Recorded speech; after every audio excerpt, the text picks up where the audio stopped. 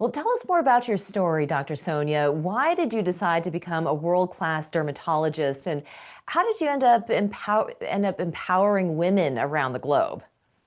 Well, to me, it's more than just medicine. It's more than just beauty. Truly, I'm here to try to help empower your life, help transform your life, in some cases, even save your life. I get to see the full spectrum from medical dermatology all the way to aesthetic dermatology.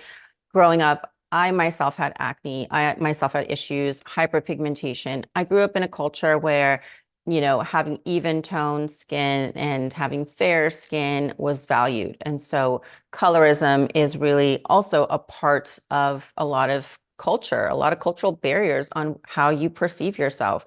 So I was so blessed. I had some amazing mentors in medical school. But the one thing that I noticed was there was absolutely a gap in medical education.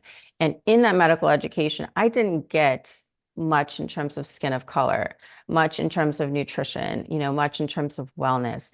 I, got one of the best, the institution that I was at really taught the best in dermatology, but I had to go and seek out some of those more special areas that I bring into my practice today. So I'm just so grateful that I was able to do that and bring that world-class level into my practice. One of the things that I've noticed with all my patients is that there's always a common thread.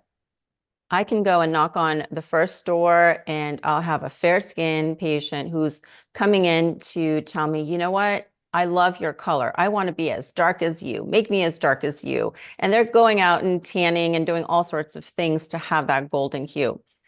And then I'll go to the next room and I might have a skin of color patient and they're trying to say, make me as fair as possible, as white as possible.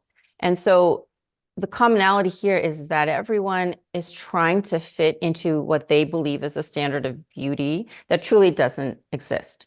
You were born to stand out. And that's really the commonality that I do see is that the confidence has been, you know, lowered because they believe that there's this beauty standard that everybody has to live by, which is unfortunate. So we try to really bring some of that empowerment back to them.